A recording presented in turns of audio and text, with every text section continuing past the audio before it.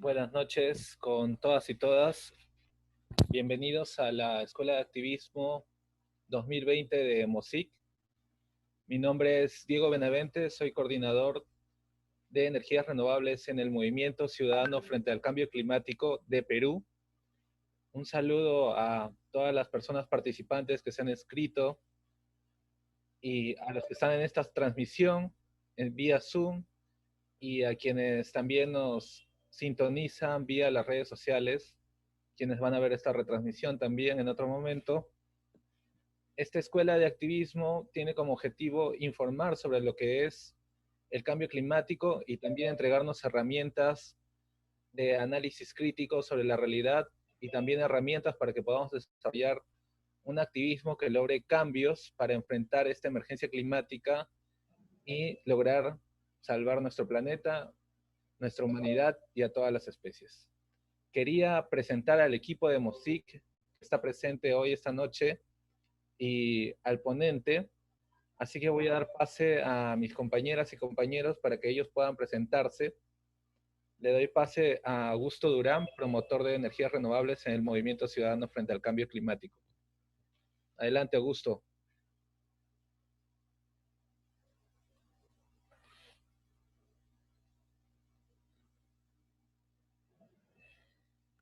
Tu audio, Augusto, tu audio. Tu audio no está apagado. Augusto Listo, ahora sí. está Gracias por emocionado. avisar.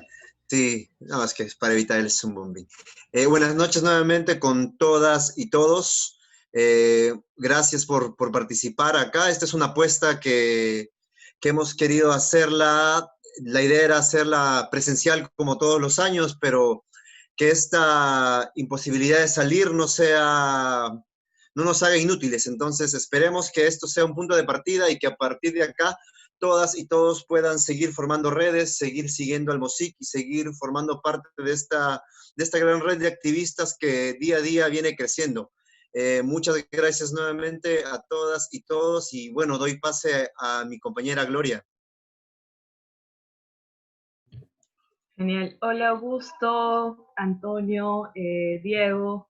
Qué bueno verlos de nuevo, qué bueno ver que tanta gente se está conectando a esta hora. Tenemos más o menos 86 en línea y hay otros 20 que nos están viendo vía Facebook y gente que nos ha escrito en las redes sociales, en el Instagram, en el Facebook.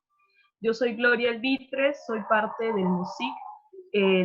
También soy encargada de comunicaciones, así que vamos a tener un módulo que está dedicado también al aspecto comunicativo de campañas, para quienes les interesa un poco más explorar herramientas del activismo y la acción medioambiental en este ámbito. Y nada, les doy la bienvenida, muy afectuosamente, contenta de estar aquí con todos ustedes, chicos y chicas, y espero que podamos aprender mucho juntos. Y ahora le doy pase a Antonio Zambrano, mi compañero.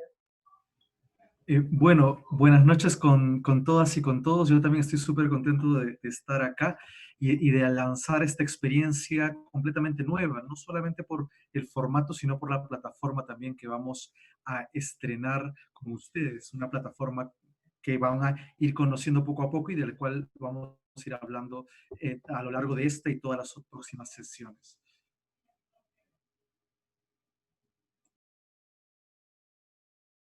Antonio, quizás se olvidó mencionar que tú tienes un cargo muy importante aquí en el movimiento. Bueno, dentro del equipo soy el coordinador en la actualidad, porque elegimos cada cierto tiempo distintos coordinadores nacionales y en este momento, desde noviembre del año pasado, yo soy el que coordino esta red de más de 40 organizaciones distintas, ¿no? Que se encuentran en diferentes lugares del Perú. Entonces sí, muchas gracias por recordárnoslo, Diego. Dale. Bien, yo quería, sin más, contarles un poco que esta escuela para activistas tiene 5 módulos. Uno sobre conceptos básicos del cambio climático y emergencia climática, que está compuesto por 3 talleres, el que vamos a llevar hoy junto con Antonio. Luego vamos a tener el día jueves uno sobre crisis climática y sistema político. La próxima semana vamos a tener otro sobre incidencia global e instrumentos internacionales. Los talleres van a ser cada martes y jueves durante las siguientes semanas a partir de las 7 de la noche, en la mayoría de casos. Les vamos a enviar un correo electrónico con el enlace para el seminario web vía Zoom un día antes o unos días antes para cada uno de estos talleres. Así que les pido que estén atentos a sus correos para que puedan ver los enlaces. Asimismo, que puedan inscribirse en el aula virtual que tenemos en la plataforma Canopy Lab. Allí vamos a estar colocando los videos de estas sesiones de talleres para que puedan revisarlos. Vamos a dejar un pequeño cuestionario al final de cada taller para reconocer cuánto se ha logrado captar de lo que estamos hablando, enseñando. Como les decía, vamos a hacer 5 módulos, ¿no? Les he contado un poco algunos talleres. El módulo 2 tiene que ver con algo muy importante que nosotros estamos impulsando, que es sobre energías limpias y transición energética. El módulo 3 tiene que ver sobre territorios en resistencia frente a la emergencia climática. El módulo 4 tiene que ver sobre alternativas al cambio climático desde las ciudades. Y el módulo 5 está enfocado en herramientas para la acción climática. Cada uno de estos módulos, los 3 primeros, tienen 3 talleres. El módulo 4 tiene 2 talleres y el módulo 5 tiene 4 talleres. Vamos a ir en un viaje que es introductorio sobre estos temas, así que este es para personas que recién se están empapando, conociendo y que tienen un ímpetu por hacer un cambio de forma colectiva. Así que los invitamos a acompañarnos en esta aventura virtual y que puedan conocer, aprender y compartir junto con nosotros el conocimiento que necesitamos para la acción. Eso es algo muy importante que recalcamos aquí porque no solo queremos quedarnos en la teoría, sino queremos dar un paso hacia adelante en el activismo porque nos queda muy poco tiempo para hacer los cambios que necesitamos para nuestro planeta. Ahora los voy a dejar con Antonio para que haga esta primera sesión sobre la base científica y la evolución histórica del cambio climático. Sin más, adelante, estimado Antonio Zambrano, para que dé este taller. Gracias, Diego. Gracias a todos, en realidad, por estar acá. Yo voy a empezar compartiendo una presentación que he hecho para ustedes. Así que iniciemos la presentación.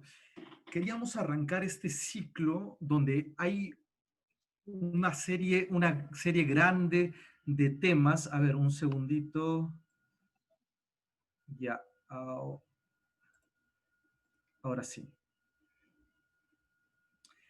Ahora sí. Espero que todos vean y espero también que todos puedan verlo dentro de una computadora o laptop, ya que en el celular quizá se vea un poco pequeño.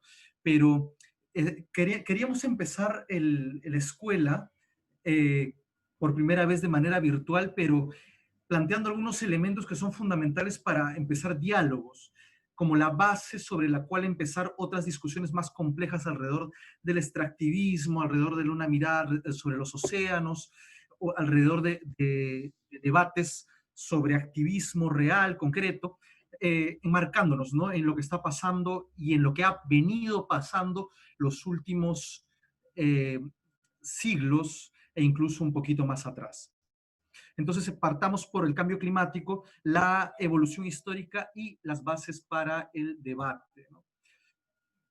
Ya que apenas tenemos algunos minutos, yo quería darles la bienvenida a esta primera escuela y que no se olvide ninguna de las personas que nos ve de ingresar y de tomar el curso formal a través de la plataforma Canopy Lab, ¿no? Ahí está el enlace y en la parte final también lo voy a volver a pasar, pero pueden entrar a student.canopylab.com y buscarnos, ¿no? Buscar la Escuela Virtual para Activistas Climáticos 2020. Habiendo dicho esto, ¿cuáles son los objetivos? Bueno, nuestro gran objetivo para esta clase es conocer un poquito de la historia, ya que la historia es fundamental para entender de qué forma hemos llegado acá, los motivos sociales, políticos, científicos y finalmente cósmicos, ya que estamos hablando del planeta en el universo. los conceptos fundamentales. No voy a tratar todos, sino apenas algunos que nos pueden ser útiles, y las causas de este macrofenómeno global del cambio climático, así como finalmente aterrizar en algunos impactos. Les recomendamos algunas cosas. Uno, que hagan las preguntas, todas las que deseen, que estén relacionados al tema de la forma más cercana posible. Y los que no también, pero manteniendo exclusivo respeto a todos, incluyéndome, por supuesto, y al espacio que nos acoge en esta noche. Y como ya lo menciona, hay una serie de temas, de textos, incluso de videos que están en Canopy Lab, que van a complementar esta síntesis que voy a hacer en muy pocos minutos, ¿no? Entonces, la historia, ¿cómo partimos? ¿Cómo hacemos un breve resumen de ella? Bueno, es una historia sobre el cambio climático y sobre la ciencia alrededor de él, ¿no? Y hay que tener muy claro que hemos empezado a entender qué es lo que pasaba con el planeta, no ahorita, no durante el siglo XXI, ni siquiera durante el siglo XX. A principios del siglo XIX empiezan algunos científicos curiosos de distintas ramas de la ciencia como se conocía en esa época de la humanidad, algunas averiguaciones, algunas indagaciones sobre qué pasaba alrededor de la radiación de los suelos y de los ciclos solares. ¿Qué es lo que pasaba incluso en algunas zonas deforestadas y cómo cambiaba la temperatura de los suelos, incluso el rendimiento de los suelos? Y ahí tenemos como un primer hito, entre muchísimos otros, a Joseph Fourier, que él empezó a plantear el tema, ¿no? Un tema que en ese momento simplemente se desestimó muy rápidamente, la posibilidad de que el ser humano a escala planetaria pueda influir en los suelos.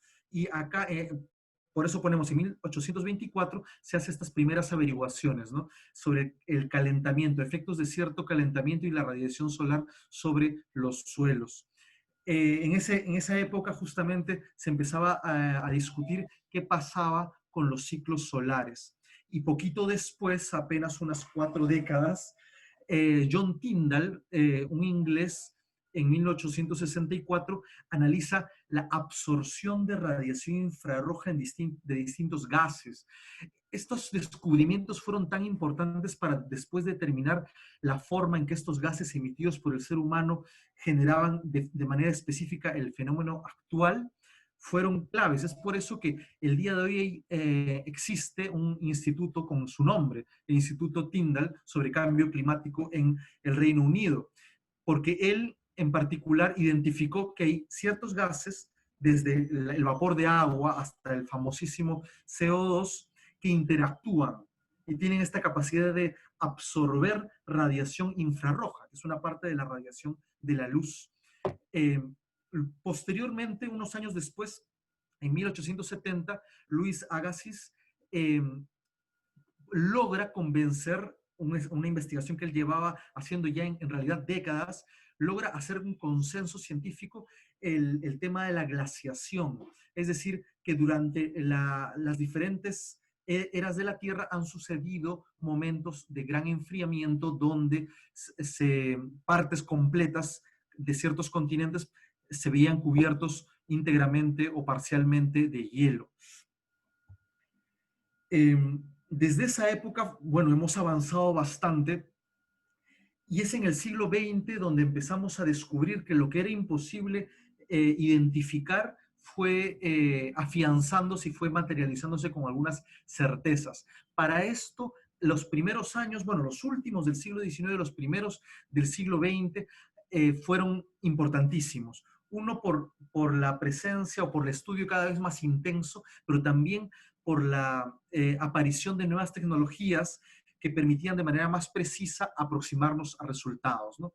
Desde principios del siglo XX se iniciaron estos intensos experimentos, ¿no? Y para ver que los impactos de esta absorción del calor de otros científicos que ya lo habían identificado anteriormente, con predicciones poco alentadoras en realidad. O sea, en estas primeras décadas se empezaron más a desarrollar la climatología paleontológica, ¿no? Es decir, empezaron a analizar qué es lo que había pasado con el clima en siglos y en milenios pasados. ¿Cómo? Intentando aproximarnos a muestras de hielo fósil, pero también a muestras de sedimentos y a muestras de diferentes tierras, ¿no?, en el planeta. En los años 20 y 30 la teoría de las manchas solares era bastante popular, entonces empezaron diferentes científicos a tomar un pedacito y otro de las ciencias y en realidad de una enorme cantidad de estudios científicos parciales, muy fragmentados en realidad, en todo el planeta. Fundamentalmente, obvio, en ciertas zonas del norte geopolítico global. Es así como desde los años 50 y 60 se empezaron a dar las primeras predicciones.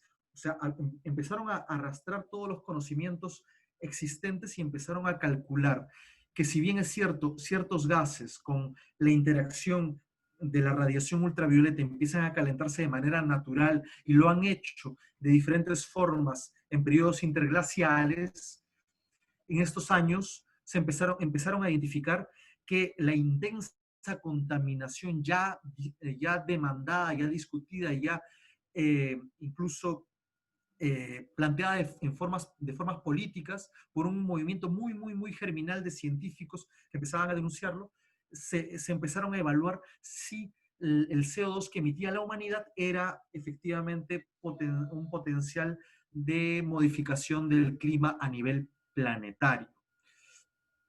Entonces ya nos encontramos en la primera partecita del siglo XX, pero nos vamos dando cuenta que la curva de conocimientos y de desarrollo científico-tecnológico va aumentando a una velocidad espeluznante, ¿no?, una velocidad nunca antes vista. Solo para hablarles un poquitito más de estos estudios de los climas antiguos que se dan en esta primera parte del siglo XX, se empiezan a estudiar intensamente, uno, la energía de la radiación solar, otro, la radiación cósmica y cómo impacta con el planeta y cómo ha impactado y cómo se descubre esto, pero también cosas muchísimo más antiguas, como la distribución y el movimiento de los continentes, ¿no? Y obviamente la composición de la atmósfera en periodos muy grandes de tiempo. Esto a través de registros casi todos fósiles, en hielo, en corales, en sedimentos. Hay solamente una imagen de una zona perfectamente sedimentada, ¿no? Y podemos, gracias a estos avances y gracias a esta intensa acumulación de conocimiento, ver cosas como esta. Este gráfico es la historia del planeta de los últimos 500 millones de años. Y ahí podemos identificar periodos íntegros de la Tierra donde obviamente cada punto, cada línea, cada movimiento va marcando cientos de miles o millones de años, moviéndonos desde hace 500 millones, pasando por el Oleoceno, por el Mioceno, por el Plioceno, y llegando justamente en esta última parte a el Holoceno, que es lo que nosotros conocemos como el periodo más cercano a nuestra especie, a la especie humana. Y justamente vemos en esta pequeña línea roja un equilibrio en los climas y en las temperaturas de la Tierra. O sea, la Tierra tenía una infinidad de temperaturas promedio que ha permitido distintos tipos de vida, pero la vida tal y como la conocemos se ha generado en esta pequeña línea roja de tiempo. Nosotros nos encontramos al final de esta línea roja, ni siquiera al final de todas las líneas, sino en este pequeño punto al final, que ya está modificando ampliamente el rango. Pero este pequeño rango lo hemos conocido como un planeta en una temperatura promedio de 13.5 grados centígrados, ¿no? Y se ha mantenido en ese promedio y ese promedio ha generado la vida, toda la vida, tal y como la conocemos hoy. Y solo para no pasarme, estos dos puntitos son la temperatura promedio que se calcula para el año 2050 y para el año 2100. como se darán cuenta, está muy, muy, muy por encima del promedio de los últimos cientos de miles o incluso del último millón de años. Entonces, todo esto se iba conociendo hasta la mitad, hasta incluso los años 60 del siglo pasado, y se prestó mucha atención científica a las posibilidades que generaba la intensa contaminación humana, ¿no? Entre los años 60 y 70, la gran acumulación de evidencia y las pruebas fueron intensificadas por una intensa contaminación urbana del aire, ¿no? Ahí por primera vez salió, ya un poquito más adelante, en fines de los años 60, principios de los años 70, un libro que conmocionó no solamente a la comunidad científica por la forma como presentaba las cosas, sino también que dio origen, algunos lo plantean así, ¿no? Que dio origen al movimiento climático tal y como lo conocemos hoy, o por lo menos la semilla, con este libro que se llamó La Primavera Silenciosa, ¿no? Bueno, este libro que denunció la contaminación no solo del aire, sino del suelo y de las aguas por el DDT, que en ese tiempo se usaba intensamente, y por una serie de prácticas agrícolas de las grandes empresas transnacionales. Esto intensificó otras investigaciones, pero también la participación de la ciudadanía en la presión hacia un movimiento científico que iba en auge. Y en los años 90, el soporte de modelos informáticos y los avances de la investigación lograron establecer la relación humana definitiva con el cambio climático. Bueno, hace poco han habido hallazgos científicos mucho más contundentes, pero lo vamos a pasar a ver en un ratito. Entonces, los años 90 y el IPCC. El IPCC irrumpe en el mundo en realidad a fines de los 80. Con una conjunción entre el PNUMA, el Programa de las Naciones Unidas para el Medio Ambiente, y la OMM, que es la Organización Meteorológica Mundial. A fines de los 80, ambos ya bastante movidos y conmocionados por lo que estaba pasando en todo el planeta hace varias décadas, hace casi 4 décadas.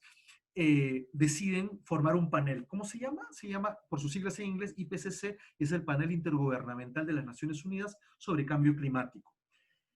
¿Qué es lo que pretendía? Este panel lo que intenta es dar insumos científicos al mundo, para que en realidad pueda avanzar, en particular las Naciones Unidas, los estados miembros de las Naciones Unidas, a medidas y políticas que puedan contribuir con parar un fenómeno cada vez más evidente, ¿no? Poquísimos años después, apenas 4 años después de la creación del IPCC, se da la Cumbre de la Tierra, un momento absolutamente clave, es fundamental en la historia, en realidad, podríamos decir, de la humanidad como actualmente la vivimos. ¿Por qué? Porque a partir de esta cumbre que se da en Río de Janeiro, acasito nomás, en el barrio, en Brasil, podemos descubrir que se dan 3 convenciones, ¿no? La Convención de Desertificación, la de Biodiversidad y la Convención Marco de las Naciones Unidas sobre Cambio Climático, la UNFCCC, que es la convención desde nuestro punto de vista y desde nuestra vida organizacional, la más importante de todas. Hoy el IPCC se dedica fundamentalmente a ayudar a que la UNFCCC cumpla su objetivo. ¿Cuál es su objetivo? Es estabilizar las concentraciones de gases de efecto invernadero en la atmósfera a un nivel que prevenga la interferencia antrópica peligrosa en el sistema climático. ¿Qué es la intervención antrópica? Es que el ser humano no termine de contaminar y de destruir los ecosistemas en el mundo. O sea, interferencia humana. Entonces, estos momentos son primordiales para entender el ritmo de la ciencia y de la política. ¿Qué ha pasado desde entonces? Bueno, desde entonces el IPCC ha movilizado el planeta y en particular a la ciencia, de tal forma que hoy ninguno de los organismos de las Naciones Unidas, ni el de migraciones, ni el de comercio, ni el de niños, o sea, el de la UNICEF, está ajeno a lo que discute el IPCC. El IPCC ha elaborado 5 grandes informes de miles de páginas, literalmente, y guías que nos sirven para hacer las políticas a nivel nacional, guías que nos permite al Perú o a cualquier país, a Malasia o a Alemania a hacer sus inventarios de gases de efecto invernadero. Y el último es el del año 2006. Y bueno, han habido múltiples informes. En este momento están trabajando en el 6º informe. ¿Y cómo lo hacen? Lo hacen de manera gratuita. Todos y cada uno de los científicos que trabajan en el IPCC lo hacen ad honorem. Y no hacen investigación primaria, hacen investigación secundaria, es decir, juntan literalmente miles de papers y documentos científicos sólidos, los discuten por muchísimos meses y llegan a algo que se llama consenso científico. Bueno, eso es importante para entender cómo hoy, a través de los últimos 3 informes especiales del IPCC, podemos decir con 95% de certeza que el cambio climático es un fenómeno humano. ¿Y por qué lo decimos con 100%? Porque en la ciencia no hay absolutamente nada al 100%. Eso se llama religión. Y acá no hablamos de religión ni de fe, hablamos de ciencia. Y la ciencia se basa en teorías que avanzan. Entonces, por los 6.000 documentos revisados en este último informe que nos daba este dato, sabemos este consenso científico planetario hoy. Entonces, con esto más o menos claro y sabiendo que estos años han pasado de acumulación científica, y es importante este punto, esa acumulación de una comunidad. En la ciencia del clima no hay llaneros solitarios.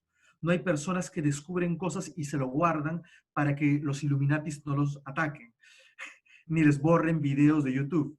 Acá la ciencia del clima se basa en una comunidad enorme de miles de científicos en el mundo que logran a consensos con mucho debate.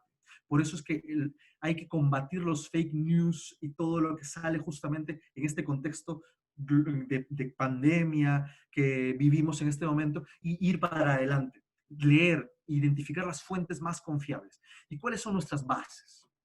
Bueno, para pensar y discutir nuestro cambio climático, el que vivimos hoy, encontramos algunas definiciones base. Uno, ¿qué es el cambio climático? Y esto es obviamente una definición de este IPCC.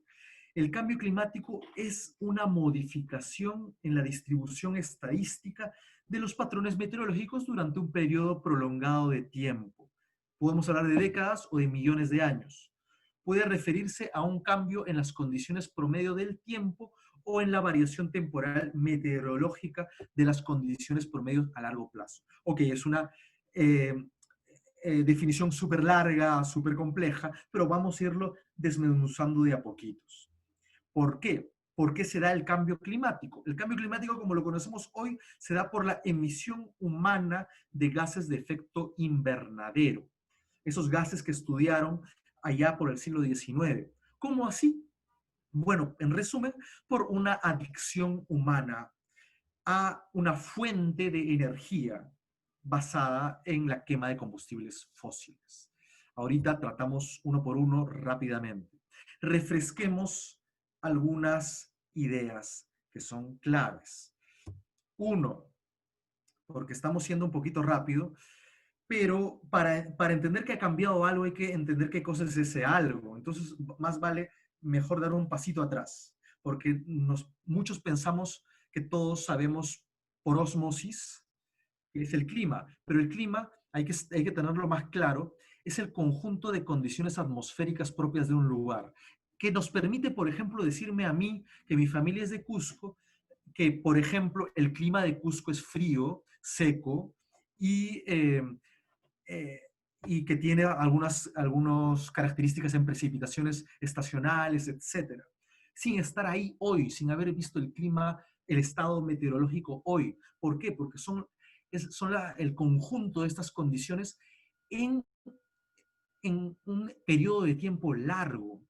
O sea, estamos hablando de historia cuando hablamos de clima, que están constituidos por una cantidad y frecuencia de lluvias, de humedad, de temperatura, de vientos, y en esa acción sumamente compleja influyen los seres sometidos a ella, los animales, las plantas, y de manera cada vez más evidente el ser humano. Nuevamente, habiendo habido este refresco, ¿Qué es el cambio climático? Es la modificación de esto pasado, es la modificación de lo que hemos conocido, de cómo hemos conocido el Cusco, cómo hemos conocido Lima, cómo hemos conocido los diferentes ecosistemas, lugares y sitios que nosotros hemos querido desde siempre, que nuestros abuelos identificaban de una forma y que esa lectura que podían hacer del clima ha cambiado de manera concreta. Y acá lo vemos mucho más resumido. La definición es la modificación de patrones meteorológicos durante un tiempo prolongado en la historia, durante un periodo prolongado de tiempo. Quédense con esta definición, que es la más corta, la más sintética y quizá una de las más precisas.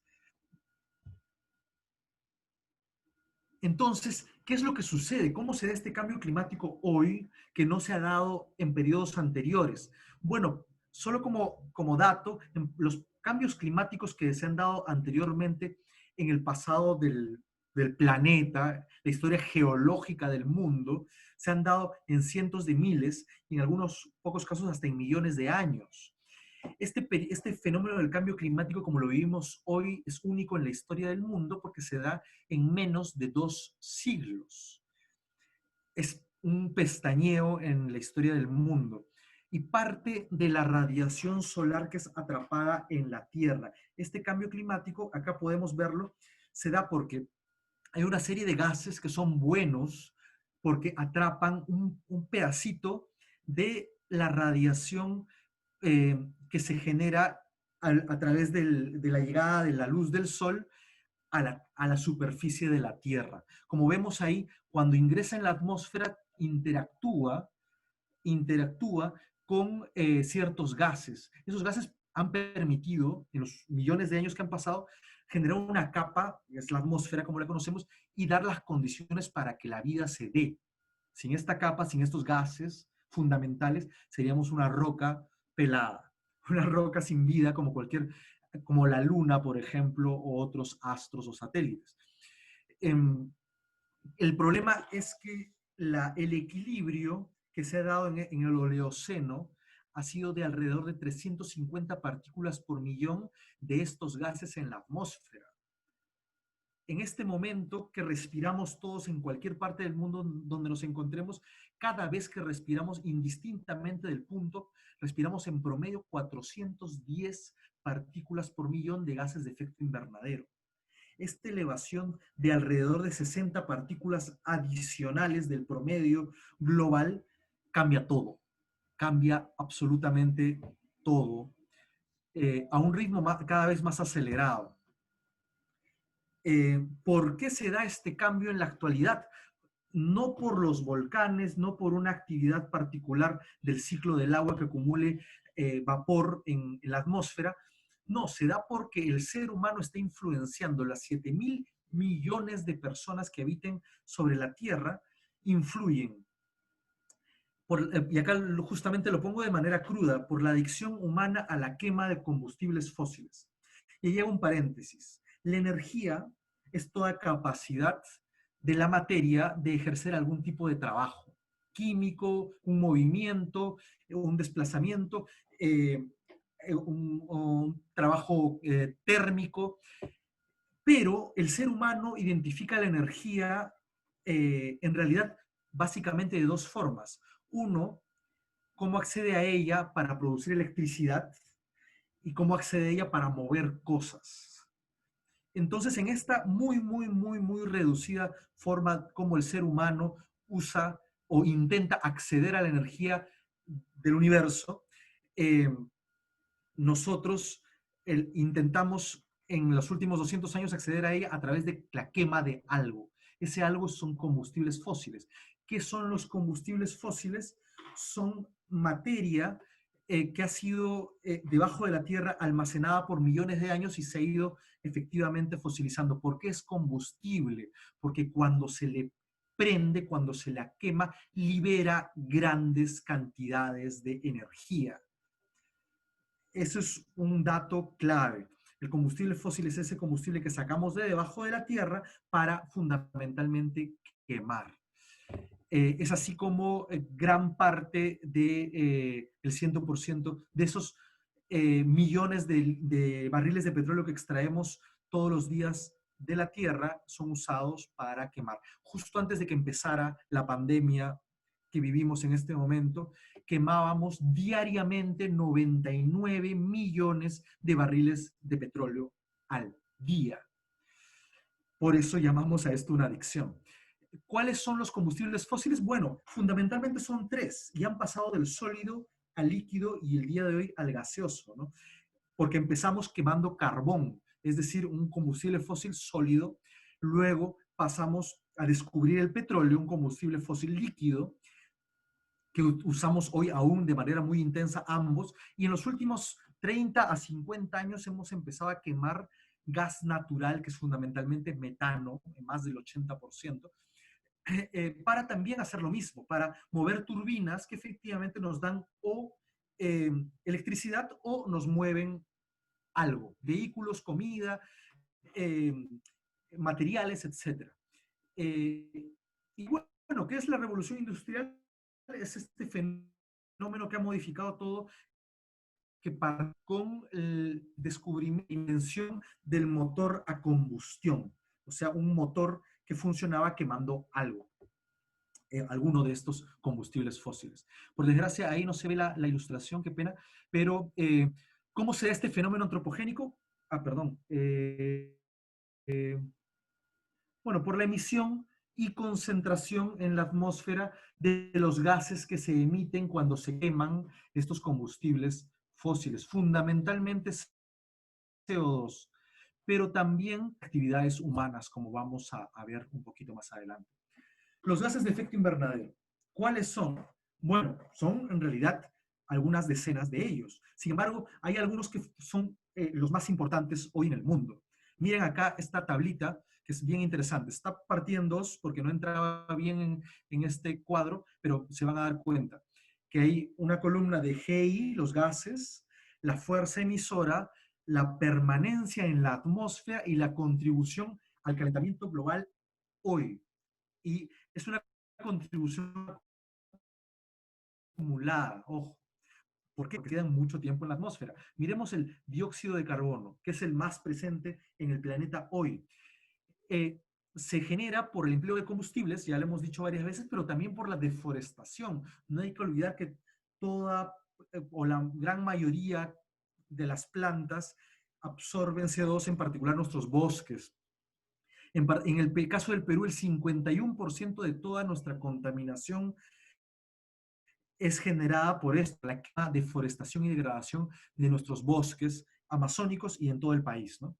Eso, como dato curioso, también por la quema de nuestros bosques en Piura, o nuestros bosques de algarrobo, en la costa norte del Perú, cada vez que vamos a comer un pollito a la brasa. Porque en el Perú, para los peruanos que están sintonizando,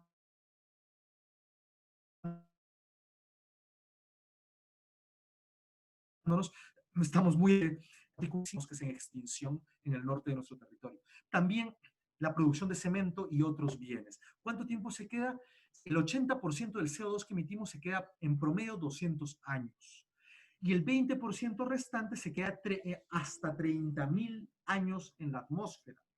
O sea, lo que se produjo hace 160 años todavía lo estamos viviendo y calentando la atmósfera. El 53% de la responsabilidad de todo el cambio climático se debe a este gas.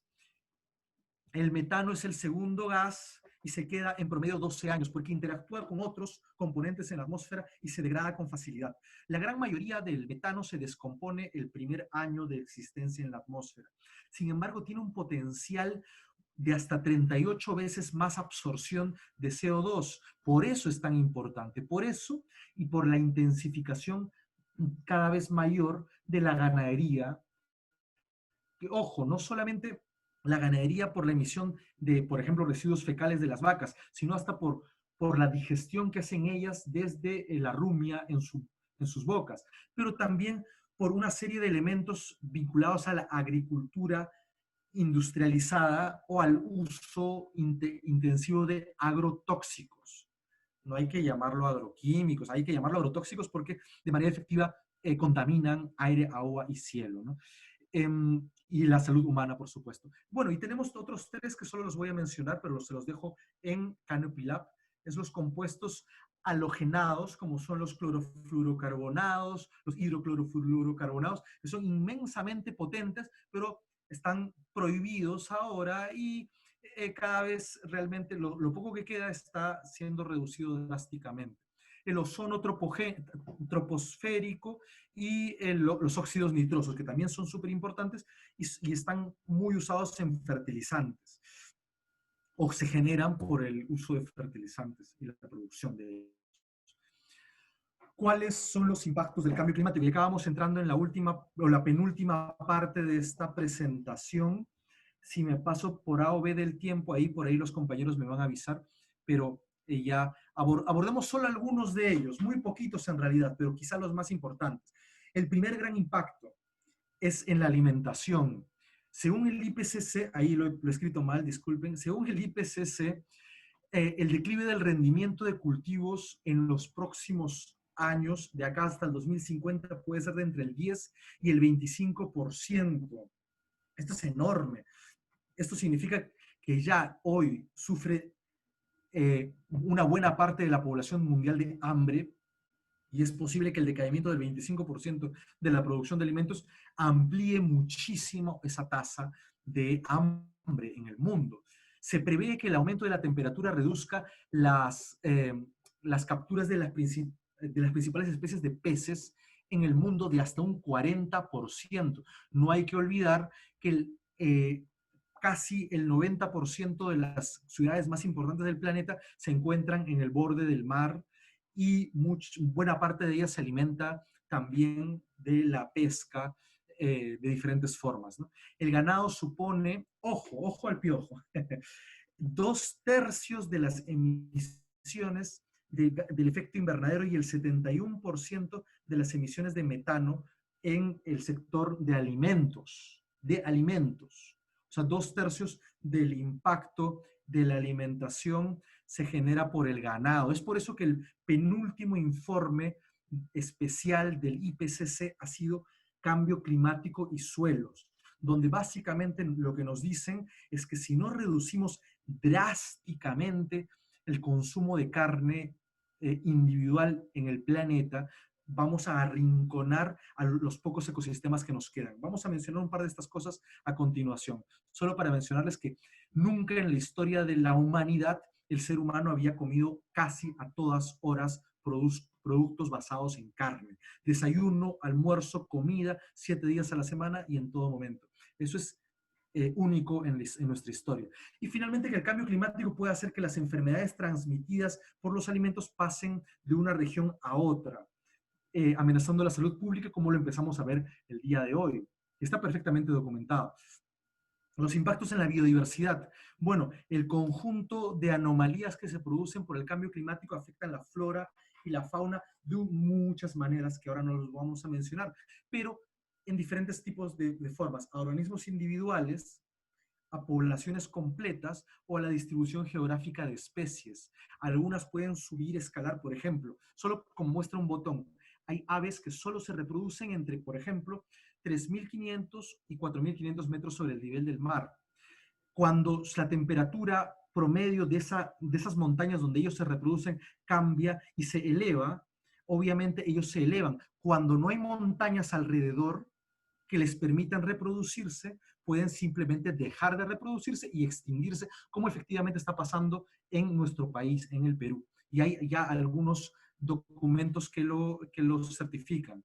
Y finalmente, les recomiendo muchísimo leer o los documentos directos o indirectos del IPBES, que es la Plataforma Intergubernamental de Ciencia y Política sobre Biodiversidad y Servicios Ecosistémicos de las Naciones Unidas, que es como el IPCC, pero de la Convención de Biodiversidad.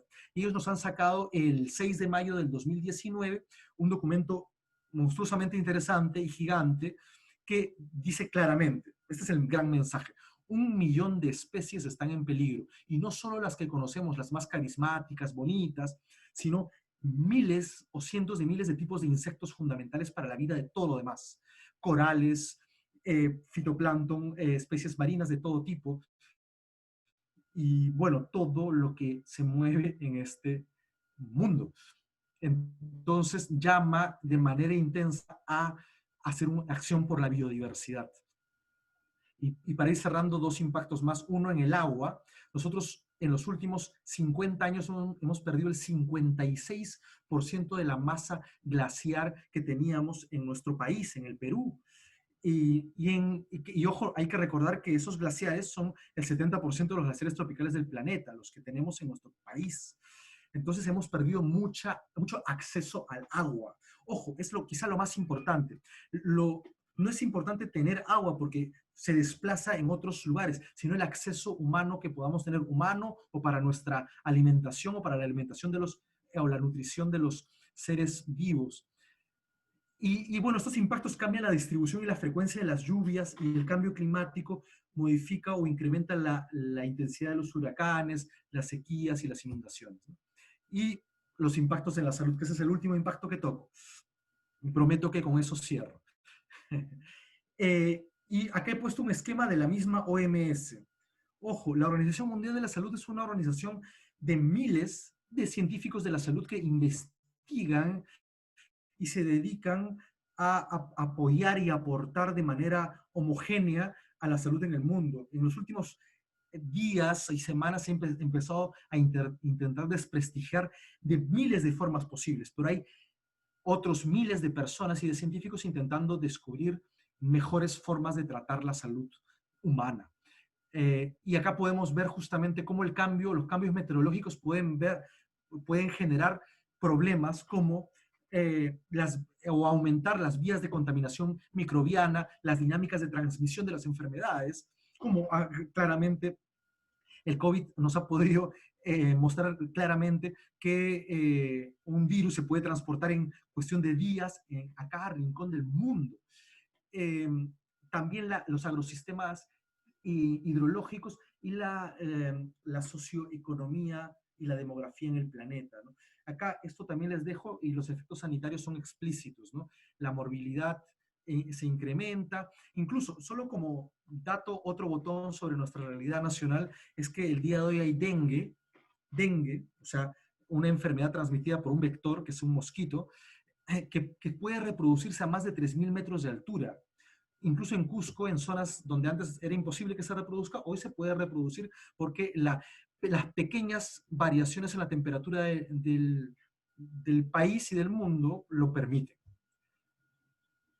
Finalmente, ¿cómo sería nuestro mundo a 1.5 o 2 grados centígrados? Este es un resumen que hace WWF cuando salió este informe en octubre del 2018. O sea, este es los datos más frescos que tiene la humanidad para saber qué es lo que va a pasar con el clima si superamos la línea roja de 1.5 grados.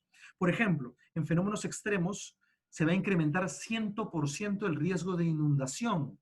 Y si superamos los 2 grados o llegamos a esa línea roja, se va a incrementar 170%. O sea, medio grado es absolutamente clave. Y nosotros hoy nos encontramos en 1.1 grados centígrados. Y no se ha detenido por el COVID. Se ha detenido la intensidad de la contaminación, pero no el proceso que genera esta contaminación ya generada históricamente en la atmósfera. Las especies van a pasar de estar amenazadas en un 6% en el caso de los insectos a un 18%. Y acá podemos verla en colores, ¿no? En los amarillos está qué pasaría con 1.5 y en los violeta con qué pasaría si llegamos al 2 grados. Solo para puntualizar en quizá uno de los datos más trágicos es que en el caso del océano, si llegamos al 1.5 vamos a perder el 70% del coral del planeta, pero si llegamos a los 2 vamos a perder el 98% del coral, casi todo el que existe. Y hay que recordar que ahí se genera la mayor cantidad de fitoplancton y zooplancton del mundo.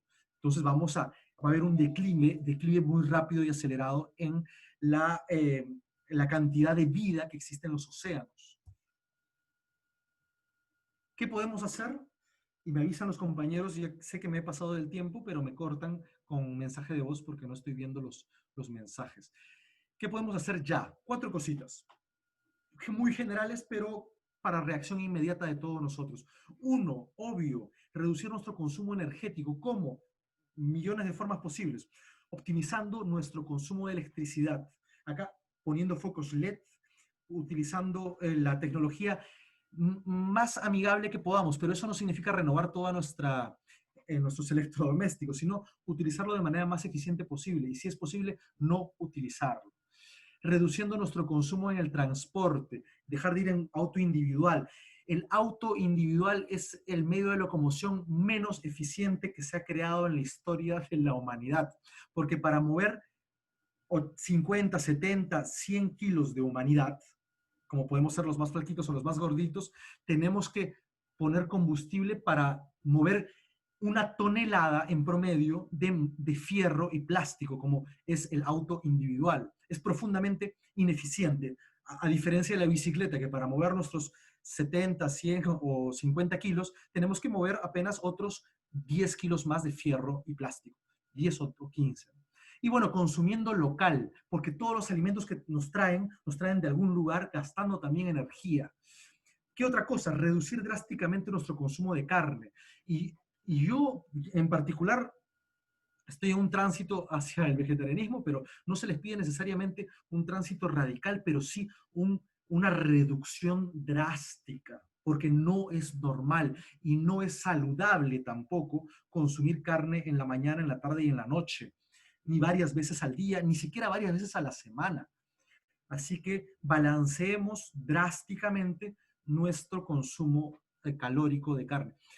Porque es tremendamente ineficiente, porque tienes que producir alimento para alimentar nuestro alimento, porque nunca en la historia hemos consumido tanto y porque no es sano. Tercera cosa que podemos hacer ya, conservar y ampliar nuestros ecosistemas, incluidos los ecosistemas urbanos. Nos olvidamos que todos y cada uno estamos dentro de un ecosistema. Que lo hemos llenado de cemento, eso es otra cosa. ¿Cómo? Practicando la agricultura urbana. Empiecen con su macetita en casa y luego vean dónde plantar árboles, dónde empezar a volverse más amigables con la vegetación y protegiendo los ecosistemas a nuestro alrededor. En el caso de Lima, nuestras lomas, en el caso de la Amazonía, a esas personas que ya están ahí históricamente protegiendo ecosistemas y apoyando a los que lo protegen. Por eso nuestras campañas tan intensas para defender la vida de las comunidades indígenas amazónicas y las naciones y sus derechos a proteger la Amazonía peruana y del mundo. Y finalmente, organizándonos, porque todo lo anterior tiene que escalar para que finalmente le demos un codazo o pasemos la voz al amigo que está al costado y le digamos, hey, hay que ejercer un voto más consciente, hay que participar en movilizaciones que defiendan los ecosistemas, defiendan la vida y desarrollando iniciativas comunitarias a diferentes niveles, desde tu edificio, desde tu barrio, desde tu ciudad y finalmente vinculándote con el movimiento climático global, como en parte lo intentamos hacer en el MOSIC. Con eso he terminado. Solamente les quería pasar una serie de fotos nuestras y de otros dentro del movimiento climático. Estos son activistas en Junín que se han ido al Huaytapallana a decirle al mundo que hay que proteger los glaciares, a tomar medidas y acción, a llamar la atención. Y esto justamente fue presentado en la COP, en esta reunión global que tienen los países hace algunos años.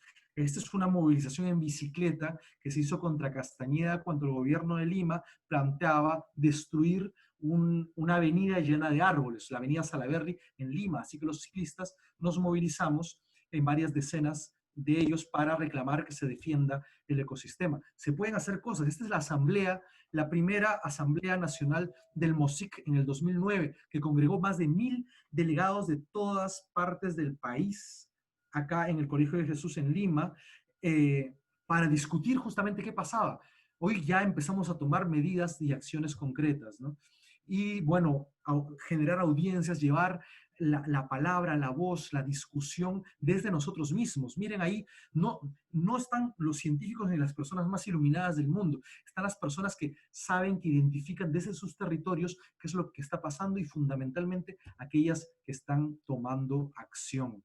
Acá es la plataforma de agricultura urbana de Lima, que congrega a cientos de agricultores que están intentando tomar por asalto la ciudad y volverla más humana en espacios como este chiquito que teníamos en nuestras oficinas, o este grandote, que es un parque en Comas acá en Lima Norte, en una zona que se piensa completamente árida, pero que está completamente recuperada por sus vecinos. ¿Es posible tomar medidas y acciones? Sí, y hay que tomarlas ahora. Un bonus track, porque es fundamental que nos vayamos de acá sabiendo, quizá olvidando todo lo demás, pero por favor, sabiendo que el cambio climático y este fenómeno que llamamos comúnmente agujero en la capa de ozono no son los mismos, no son el mismo fenómeno. Se suele confundir con muchísima frecuencia y las personas acá presentes no debemos caer en este error. Lo menciono porque es un bug en un problema en nuestra educación regular que solemos mezclarlo. El agujero en la capa de ozono es un fenómeno que pasa a varios kilómetros por encima de nuestras cabezas, entre 15 y 50 kilómetros en la estratosfera. El cambio climático pasa a nuestro alrededor, desde el nivel del mar hasta varios kilómetros por encima, pero pasa a nuestro alrededor, lo respiramos. Entonces, eso solamente lo voy a decir. Claro que es mucho más complejo y más detallado, pero en la discusión lo vamos descubriendo todos juntos. Yo les voy a dejar estas fuentes acá, pero hay muchísimas, realmente infinitas, pero tengan cuidado de que todas aquellas que encuentren en Internet están relacionadas o hagan referencia a documentos científicos y bien documentados. En particular, les recomiendo Carbon Brief, que es quizá una de mis favoritas, pero también otras páginas de divulgación y vulgarización científica, como es Climate Tracker, que también traslada al español en muchos casos, y varios otros medios que les vamos a ir pasando en las próximas clases. Les agradezco muchísimo el tiempo, la atención, y que hayan estado atentos a esto que hemos intentado compartir de manera muy rápida y muy dinámica con ustedes. Bueno, ahora creo que nos podemos poner en una dinámica de preguntas y respuestas. Ya nos hemos pasado el tiempito.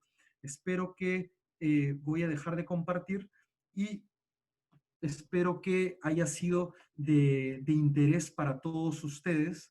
Y no sé, Diego, ¿cómo vamos? Gracias, Antonio, por la explicación bien rápida de un tema tan complejo. Entendemos que es una introducción para conocer más, ¿no? Para ampliar, para sumergirnos en todo el conocimiento fascinante, mente alertante, creo, sí me estoy invitando una palabra de repente, pero que necesitamos apropiarnos, ¿no? De todo este conocimiento científico para ponerlo en práctica y realizar las acciones de emergencia que tenemos. Ahora, en esta parte, hemos pedido a las y los participantes que hagan sus preguntas vía el chat y la dinámica va a ser la siguiente. Augusto te va a decir de 3 en 3 algunas preguntas que hemos logrado recoger para que puedas responder y durante estas preguntas en algún momento vamos a lanzar una pequeña encuesta para saber cómo han recibido este primer taller, seminario vía web. Y al final les vamos a pedir, por favor, que prendan sus cámaras si es que pueden o desean para tomar una foto grupal.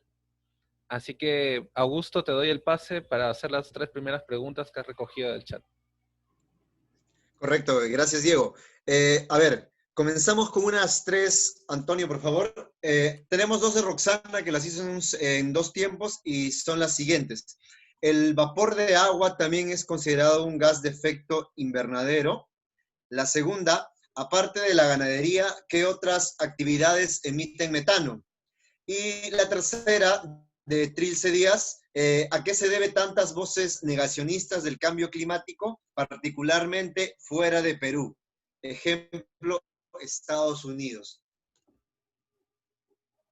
Ya, listo, gracias. Sobre el vapor de agua, sí, es más. Muchas gracias, Roxana, por esta pregunta, porque el vapor de agua es quizá el mayor gas de efecto invernadero que existe en la atmósfera. Eh, que sea el mayor no significa que sea el más importante, sino el que históricamente se ha mantenido a nuestro alrededor. Y sí, es el primero en ser identificado, por supuesto. Buen dato, buen aporte, muchas gracias. Además de la ganadería, ¿qué más genera metano? Bueno, una de las fuentes es la putrefacción de, por ejemplo, basureros. Y eso es un dato bien interesante. Buena parte de nuestra basura en Lima o en casi en cualquier ciudad del mundo es basura orgánica, es decir, alimentos que nosotros por algún motivo hemos dejado de consumir y lo botamos en vez de hacer compost y regresarlo a la tierra. Esa putrefacción vuelve a emitir gases de efecto invernadero, este en particular. Y finalmente, no es el último, pero también mencionar que, por ejemplo, las hidroeléctricas que se suelen discutir como fuentes de energía limpia, también emiten grandes cantidades de metano. Hay una discusión intensa sobre qué tanto, pero algunos dicen que aporta hasta el 4% de los gases de efecto invernadero en su totalidad, es decir, muy grandes. ¿Por qué? Porque existen 45.000 hidroeléctricas en el planeta, ¿no? Entonces es importante. Muchas gracias por estas dos preguntas, Roxana. Y la tercera sobre el negacionismo. ¿Por qué? Bueno, lo que pasa es que el cambio climático no solamente es un fenómeno analizado por la ciencia, sino es un fenómeno que implica movilización de voluntades políticas. Y solo en 3 segundos, ¿qué es la política? Es la capacidad del ser humano de influir en una colectividad. Entonces, cada vez que esos políticos como Trump, como Bolsonaro, o como muchos otros que hay que mencionar, dicen que el cambio climático, que ya incluso se han retractado, ¿eh? Decían que era un invento chino, ahora dicen que no es tan grave como parece. ¿Por qué este movimiento es tan importante? Porque uno, está sumamente bien financiado, pero además moviliza mucha media, más que la amplitud de la gente que realmente lo cree, porque dentro de la comunidad científica son muy pocas personas que realmente consideran que este fenómeno no existe. ¿Otras preguntas, Augusto? Correcto. Acá tenemos una más en torno un poquito al tema de la ganadería. Hablar de veganismo es una opción, una alimentación basada en animales no es sostenible, preguntan. Y bueno, una segunda pregunta es, ¿el reciente informe del IPCC refiere algo sobre la participación ciudadana o el activismo social? Y una tercera pregunta, vamos a decir la siguiente. Y ahora que han confirmado el cierre del agujero en la capa de ozono, ¿cuál sería el panorama? Ya. Gracias. Las 3 preguntas buenísimas. Me encanta porque todas son sumamente pertinentes. Sobre la carne, ok, no estoy pidiéndoles como examen final de este curso que todos se vuelvan veganos. Sin embargo, hay que tomar conciencia, y además muy rápido, de que la carne no es eficiente. Nosotros producimos, y lo sabemos creo que casi todos los peruanos, que una enorme cantidad, por ejemplo, de harina de pescado, es decir, quemamos nutrientes como locos para exportar a China, es decir, gastamos la energía mandándola para que alimenten cerdos. Obviamente, si alguien piensa que eso es eficiente, tiene un problema de cálculo, ¿no? De eficiencia. Entonces, sí, efectivamente, es una alternativa el veganismo como el vegetarianismo, pero definitivamente no es una alternativa en la humanidad tan carnívora como lo es hasta el día de hoy. Así que, y eso no lo digo yo porque odie mi cuy, mi pollo a la brasa, etcétera. No, hay que reducir drásticamente. Eso es lo que es necesario para el planeta hoy. Somos 7.000 millones de habitantes. Lo otro, el IPCC habla de activismo. Bueno, las Naciones Unidas habla de activismo. Hasta el Papa habla de activismo. Es súper interesante lo que ocurre, la confluencia de elementos hoy. El IPCC lo que dice es fundamental, y lo dice casi con las mismas palabras. No tengo la cita textual, pero dice, es fundamental que en los próximos 10 años, de acá al 2030, haya cambios radicales y profundos en todos y cada uno de los elementos de producción y de reproducción de la vida como la conoce el ser humano hasta hoy. ¿Para qué? ¿Para qué? No para que estemos todos más felices simplemente, sino para que la mayoría de ecosistemas en el planeta subsista. Si no se hace simple y llanamente, vamos a superar la línea roja y una gran cantidad de los ecosistemas va a colapsar. Así de claro. Y lo que dicen las Naciones Unidas sobre el activismo está en los ODS, ¿no? El objetivo 12 es acción por el clima. Lo que dice es, no basta con los políticos, obviamente, no basta con los científicos, la ciudadanía tiene que movilizarse y hacer cosas. Ahora que la capa de ozono se está cerrando, obviamente tenemos que mantenerla así, es decir, tenemos que prohibir los clorofluorocarbonados y los hidroclorofluorocarbonados, que eran también gases de efecto invernadero súper intensos. Es quizá el protocolo de Montreal, que fue firmado en los 90, el 94, si mal no me acuerdo, el más exitoso de la historia, totalmente estos gases que se usaban para la refrigeración, ¿no? Ahora hay que convivir con eso y está bien. Y no interactúan porque todo en el planeta interactúa, pero no interfiere uno con otro. El cambio climático es otro fenómeno, como lo mencioné hace un ratito. ¿Hay algunas preguntas más, Augusto? Y no sé, nos avisan cuándo vamos cerrando. Antes de que continuemos con la última sección de preguntas, había visto una conversación interesante en el chat sobre los pueblos indígenas. Y bueno, quería hacer la aclaración, ya que me ha tocado vivir con pueblos indígenas en la Amazonía Norte, que es importante apoyar a estas personas. Y sí, como mencionaba la persona que decía en el chat, hay que cuestionar también los discursos acerca de denominarlos solo guardianes del bosque, porque son personas que tienen capacidad de agencia. Y si la cuenca amazónica existe tal y como está en este momento, es por la influencia de los pueblos indígenas y las demás especies que han actuado en una interdependencia, ¿no? No habría que restarles capacidad, y creo que es una fortaleza porque nosotros como peruanos también somos partes de los pueblos indígenas, aunque no tengamos los idiomas, aunque se nos haya olvidado un poco de nuestra historia, pero la estamos recuperando. Ahora quería pedirles por favor que nuestro amigo Marlon, que está detrás del telón ayudándonos, va a lanzar una pequeña encuesta mientras Augusto nos va a dar otro reporte de las preguntas para ya ir acercándonos hacia el cierre y hacia una foto final. Así que Marlon, si me escuchas, te pido que puedas enviar la encuesta a los participantes y Augusto puedas darnos cuenta de las preguntas del público. Gracias. Correcto, mientras que van los compañeros y compañeras respondiendo algunas preguntas, Antonio, acá te hacemos una muy interesante. Buenas noches. ¿Qué consecuencias trae la pérdida de glaciares en el Perú, teniendo en cuenta que tenemos más del 70% de glaciares tropicales en el mundo?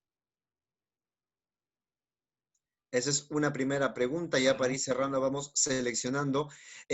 Una pregunta ya un poquito más abierta. En el Perú, ¿cuántas especies están en peligro de extinción y qué institución hace ese seguimiento? Yeah. Bueno, y hay una pregunta, de repente no quedó muy claro. A la compañera le gustaría saber las diferencias entre el cambio climático y el agujero de la capa de ozono. Ya. ¿Esa última la hicieron hace mucho rato o ahorita? Hace ya mucho rato. Si no la pasamos, sí, normal, porque ya las contestado. Porque lo contesté de alguna forma al final porque me parecía clave, pero se puede ahondar. Voy a mencionar un par de cositas. Entonces, la primera pregunta, pérdida de los glaciares, como lo acaban de decir, y yo lo había mencionado casualmente, hemos perdido el 56%. Miren, el dato previo a este era que habíamos perdido el 20 y tantos por ciento antes de las nuevas investigaciones. Y hacían el cálculo de que esto equivalía a 7.000 millones de metros cúbicos de agua.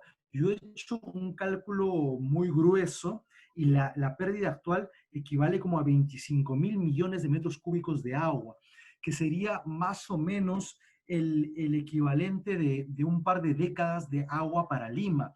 Nuevamente repito, el problema del agua es el acceso. El hecho que históricamente lo hayamos conocido en los glaciares permitía alimentar los ríos y finalmente alimentar la agricultura familiar de todo el país. Hay que recordar que la pequeña agricultura familiar en nuestro país abastece el 80% de toda la alimentación y no está regada por riego tecnificado. Casi toda está regada por seca, o sea, pasa por el periodo de secano, es decir, depende de las lluvias y de la glaciación natural, normal o histórica. La pérdida o la modificación de ambos es grave. Hay 3 productos en el Perú que son muy sensibles a esto. El arroz, la papa, las papas y los maíces, ¿no? O los choclos. Entonces, hay un impacto fuerte en la alimentación, en la producción de ganadería en general y en la vida humana en su totalidad. Y obviamente en los ecosistemas, ¿no? Eso me parece evidente. Sobre la cantidad de especies amenazadas hoy, hay un libro fabuloso, disculpen que no lo haya puesto en las fuentes, pero es el libro rojo de la fauna silvestre amenazada del Perú. Ese libro es una colaboración espectacular entre varias agencias del Estado. Es increíble porque normalmente no se hace este tipo de investigación, pero más de 150 científicos han aportado, de CERNAM, de CERFOR, en realidad varios, nadie lo hace en particular, lo han hecho de manera conjunta. Y el número es 389. La cantidad de especies amenazadas identificadas en nuestro territorio es 389. Yo suelo decir que nosotros como seres humanos en el Perú somos el 390. Bueno, y bueno, sobre la capa de ozono y el cambio climático, creo que ya lo expliqué. Por favor, no olvidar que son 2 fenómenos distintos, ya sea por altura, porque el fenómeno que pasa en la capa de ozono pasa a más de 15 kilómetros arriba de nuestras cabezas, como porque el ozono es un gas particular que también es invernadero, pero tiene otras características. No es tan importante en el cambio climático. Bien, Antonio, entonces, ¿te parece unas 3 últimas preguntas que hay muy buenas? Perfecto, rapidito. ¿Cuánto y cómo afecta el cambio climático y el crecimiento demográfico al Perú? Una segunda pregunta, ¿el IPCC pertenece a la ONU? Y si sus científicos trabajan ad honorem, ¿cómo sustentan sus gastos en sus investigaciones? Y una tercera que nos podría de repente llevar a hablar un poco del activismo, ¿no? ¿Cómo hacer para que las personas interioricen esta información en la población?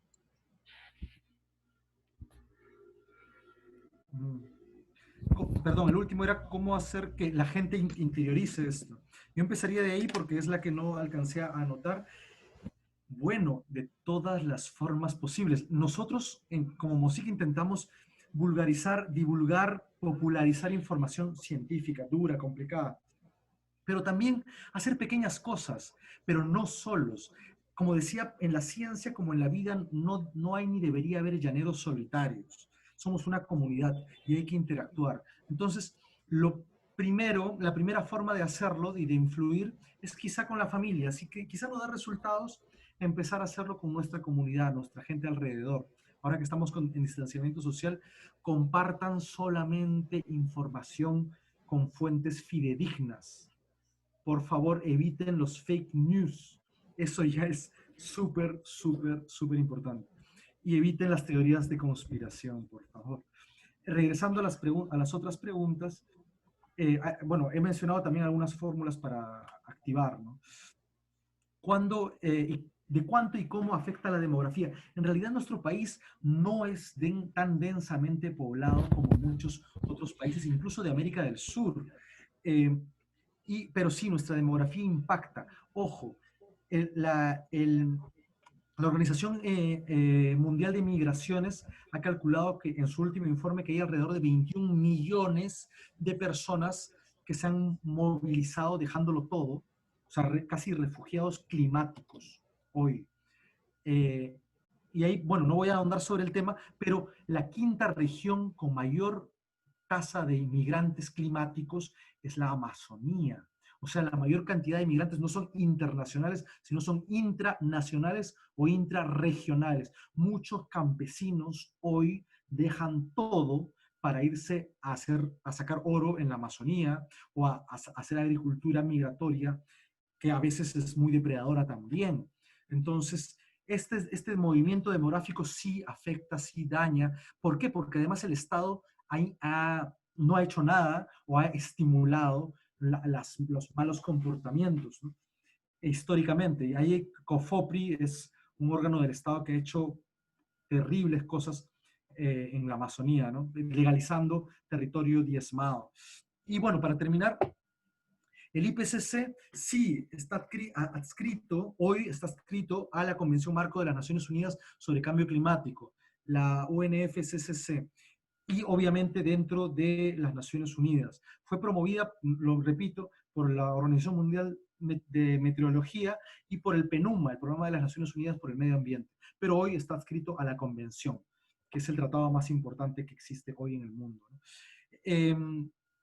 Y es ad honorem sí, porque todos los científicos hacen ciencia en sus países y van al IPCC no a hacer información primaria, es decir, no a hacer ciencia de campo, a buscar la información base, sino a hacer lecturas colectivas de papers y ya de descubrimientos científicos en todo el planeta. Entonces, por ejemplo, el último informe, o el penúltimo informe, utilizó 6.000 documentos científicos ya hechos. Entonces, es esto, ¿no? Hace guías y hace documentos, y justamente es ad honorem porque, uno, los estados lo proponen, y en el Perú tenemos bien poquitos científicos propuestos ante las Naciones Unidas, y, y y los científicos lo hacen en la medida de sus voluntades. Y los científicos hacen las cosas justamente, no necesariamente por la plata, sino por el interés del conocimiento, ¿no? Y ahí hay que discutir justamente por qué hacen la gente las cosas. En particular en el IPCC, no por la plata. Bueno, ahí... Gracias, Antonio. Gracias. Disculpa que te interrumpa. Vamos llegando al final de esta exposición. Yo quisiera que puedan los que deseen y se sienten cómodos prender sus cámaras para tomarnos una fotografía grupal dentro de lo que se puede en esta condición de virtualidad tan extraña para algunos de nosotros. Y mientras van prendiendo sus cámaras, yo les voy comentando que la próxima sesión es el día jueves a las 7 de la noche, hora Perú, 19 horas. Vamos a hablar sobre crisis climática y sistema político, es decir, ¿qué tiene que ver esta emergencia climática, ¿no?, ambiental, de la naturaleza, con nuestro sistema económico, con el sistema cultural? Allí nos va a acompañar Romina Rivera, quien ha sido en su momento coordinadora nacional de MOSIC, para contarnos e informarnos, enseñarnos sobre este tema. Recuerden que las sesiones son los martes y jueves. Pueden acceder a una charla breve en la que voy a estar participando, haciendo preguntas a personas expertas de los movimientos sociales de la ciudad aquí en Lima. Vamos a hablar sobre la movilidad y la ciudad en estos tiempos de crisis y cuáles son las soluciones desde estas organizaciones civiles. Pueden sintonizarnos vía Instagram o también vía Facebook del MOSIC. Ya saben, 19 horas, 7 p.m., hora Lima. Eso sería todo. A ver, Marlon, estimado compañero, si nos puedes ayudar para la fotografía, para quienes tengan su pantalla o su cámara prendida. Veo que somos bastantes. Pueden hacer hasta cuatro fotografías ahí, ¿no? Sí. Así que manden un saludo. Desde donde estén, allí veo a Ricardo, Noelia, que están saludando, Daniel, Lena, Andy, ¿quién más está? A ver, estoy cambiando de pantallas. Ian, Vale, Juanita, Diana, Karina, Josefina, Andrea, Rosely, Gloria, Diana, Gonzalo, Jesús, María Teresa, Ruth, Trilce, Pamela, Roxana, Elena, Claudia. Qué gusto ver caras conocidas y nuevas caras. Carmen Moreno también. Y bueno, ha sido un gusto. Vamos a seguir respondiendo las preguntas que tienen en el chat. Todavía este es el inicio, así que la conversación continúa, el diálogo también. El espacio de Canopy Lab está allí porque va a ser nuestra aula virtual. Ahí pueden dejar las preguntas también. Vamos a dejar textos adicionales. Antonio allí va a estar entregando más material. Y bueno, entonces eso sería todo, a menos de que Antonio quieras dar un mensaje final o Augusto también. Muchas gracias a todos. Nos vemos, siempre me encanta decir que nos vemos en la lucha y todos desde nuestro pequeño espacio colaboremos porque todo esto salga muy bien.